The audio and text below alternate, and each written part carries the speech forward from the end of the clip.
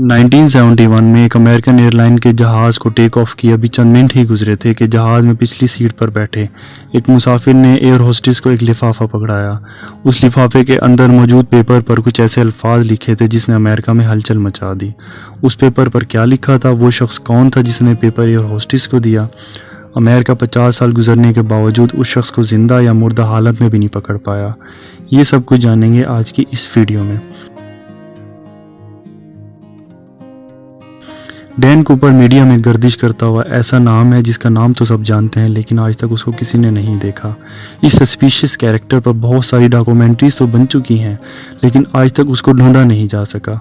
1971 में अमेरिका में north west Orient airline का एक जहाज़ हाईजैक हुआ और उस हाईजैकर का नाम था डीबी कूपर। डीबी कूपर का असल नाम तो डैन कूपर था, लेकिन एक जर्नलिस्ट ने गलती से उसका नाम डीबी कूपर लिया, तो तब से डैन कूपर डीबी कूपर के नाम से मशहूर हो गया। अब चलते हैं इस वाक़े की स्टोरी की तरफ कि किस तरह डीबी कूपर ने अमेरिकन जहाज़ को हाईजैक किया। पोर्टलैंड में 24 नवंबर 1971 की एक दोपहर की बात है जब ये वाक़या पेश आया। एक शख्स ने पोर्टलैंड से सीएटल का टिकट बुक करवाया।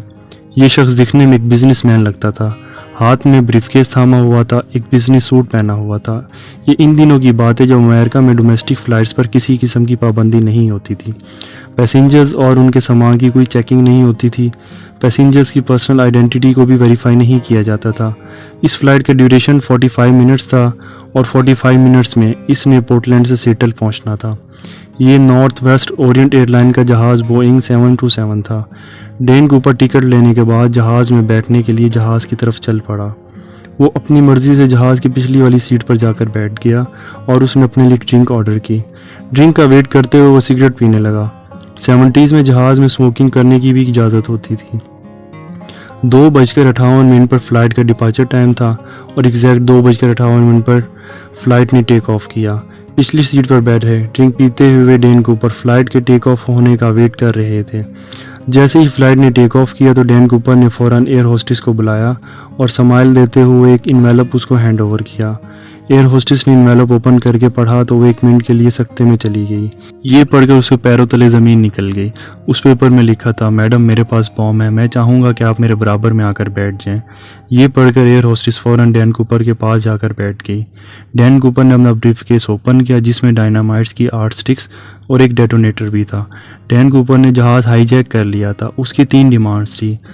एक ये डिमांड थी कि शाम 5 बजे से पहले $2 लाख कैश उसको मिलना चाहिए। दूसरी डिमांड में 2 पैराशूट्स और तीसरी डिमांड में सीएटल एयरपोर्ट पर एक रिफ्यूल जहाज़।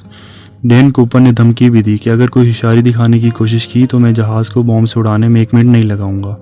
इस पर एयर होस्टेस मजीद सहम गई। डैन कूपर समेत जहाज़ में 36 पैसेंजर सवार थे। जहाज़ में मौजूद बाकी पैसेंजर्स को इस सारे वाक़े की बिल्कुल खबर भी नहीं थी। एयर होस्टेस ने कॉकपिट में बैठे कैप्टन को सारे वाक़े से इन्फॉर्म किया। कैप्टन और डैन कूपर के दरमियान राब्ते के लिए जहाज़ में मौजूद दूसरी एयर होस्टेस जिसका नाम टीना मकलो उसको भेजा गया। ये अमेरिकन हिस्ट्री में होने वाला पहला प्लेन हाईजैक था। अमेरिकन अथॉरिटीज़ और अमेरिकन इंटेलिजेंस ने हाईजैकर की तमाम शराइत को मुकम्मल करने को कहा। उनको पता था कि ये प्लेन हाईजैक करके जहाँ भी जाएगा हम इसको वहीं से अरेस्ट कर लेंगे, लेकिन किस्मत को कुछ और ही मंजूर था। सीएटल नेशनल बैंक से $20 वाले 10,000 नोट इकट्ठे किए गए जिनके सीरियल नंबर नोट किए जा चुके थे। 2 पैराशूट और एक रिफ्यूल जहाज़ भी तैयार कर दिया गया था। फ़्लाइट को 1.5 घंटा तक एयरपोर्ट के इर्द गिर्द उड़ाया जाता रहा और फ़्लाइट में मौजूद बाकी पैसेंजर्स को बताया गया कि किसी टेक्निकल ख़राबी की वजह से फ़्लाइट को लैंड नहीं किया जा रहा। शाम 5:45 पर फ़्लाइट को लैंड करवाया गया। वादे के मुताबिक $2 lakh cash 2 parachute Dan Cooper को दे दिए गए और जहाज़ को रिफ्यूल के लिए रिफ़िल भी कर दिया गया। इन रिटर्न डैन कूपर ने तमाम पैसेंजर्स और 2 क्रू मेंबर को फ़्लाइट से सेफली उतार दिया। अब जहाज़ में डैन कूपर के साथ साथ पायलट और 2 क्रू मेंबर थे। डैन कूपर को कहने पर दोबारा जहाज़ ने टेक ऑफ किया। उसने पायलट को इंस्ट्रक्शन दी कि जहाज़ के फ्लैप्स और लैंडिंग गेयर्स खुले रहें। जहाज़ को 10,000 फीट की बुलंदी तक उड़ाया जाए और 320 किलोमीटर/आवर की रफ्तार से 3200 किलोमीटर दूर मैक्सिको सिटी ले जाया जाए। पायलट ने बताया कि अगर जहाज़ को मैक्सिको सिटी लेकर जाना है तो उसको रिफ्यूल कराना पड़ेगा और उसके लिए रीनो और फीनिक्स 2 ऑप्शन है। यहाँ पर से जहाज़ को रिफ्यूल करवा के मैक्सिको ले जाया जा सकता है। डैन कूपर के कहने पर जहाज़ को रीनो की तरफ मोड़ लिया गया। दूसरी तरफ अमेरिकन अथॉरिटीज़ और FBI भी डैन कूपर को पकड़ने के लिए अपना काम कर रही थी। उन्होंने डैन कूपर वाले जहाज़ को ट्रेस करने के लिए 2 फाइटर जेट्स उनके पीछे लगा दिए हुए थे। पायलट ने डैन कूपर को बताया कि 3 घंटे तक वो रेनो एयरपोर्ट पर पहुंच जाएंगे। इसके बाद डैन कूपर ने अपने साथ बैठी टीना मैकलाउ को कॉकपिट में जाने का कहा। टीना मैकलाउ के कॉकपिट में जाते ही डैन कूपर ने पैराशूट की मदद से जहाज़ से छलांग लगा दी। जहाज़ 3 घंटे बाद रेनो में लैंड हुआ। लैंडिंग के बाद जहाज़ को अच्छी तरह सर्च किया गया, लेकिन जहाज़ में ना तो कोई बॉम्ब मिला और ना ही डैन कूपर। वो दिन और आज का दिन डैन कूपर का किसी को कुछ नहीं पता लग सका। FBI का ये केस आज तक ओपन है और इसको सॉल्व नहीं किया जा सका। जहाज़ से डैन कूपर की एक टाई मिली। टाई पर क्लिप लेफ़्ट साइड पर लगा हुआ था, जिससे ये कहा जा सकता था कि डैन कूपर लेफ़्ट हैंडेड होगा। इसके अलावा 8 सिगरेट्स और एक पैराशूट मिला। अब ये पता लगाने की ट्राई की गई कि डैन कूपर ने किस जगह पैराशूट की मदद से छलांग लगाई।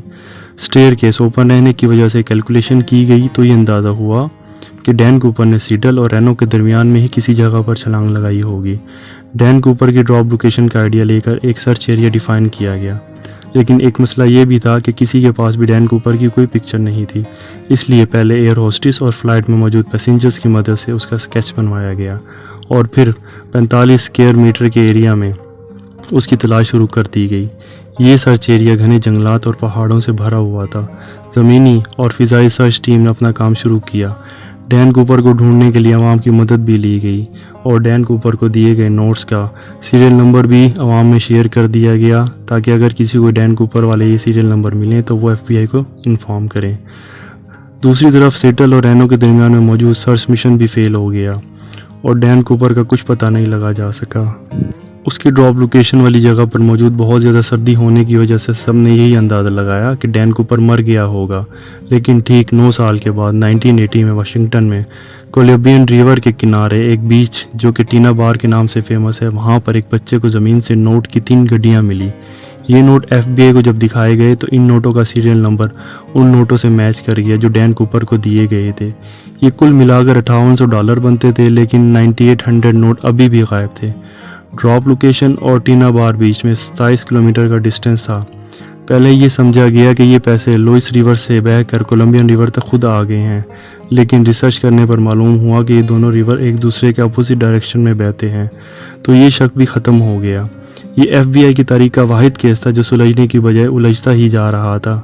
मज़ीद रिसर्च करने पर मालूम हुआ कि कोलंबियन रिवर के करीब 1974 में कुछ खुदाई का काम हुआ था और वहाँ पर काम ख़त्म होने के बाद ज़्यादा रेत डाली गई थी और ये पैसे उसी रेत में दबे मिले थे। यही अंदाज़ा लगाया गया कि केस को मज़ीद सस्पिशियस बनाने के लिए डैन कूपर या उसके दोस्त ने यहाँ आकर कुछ पैसे रेत में दबा दिए थे।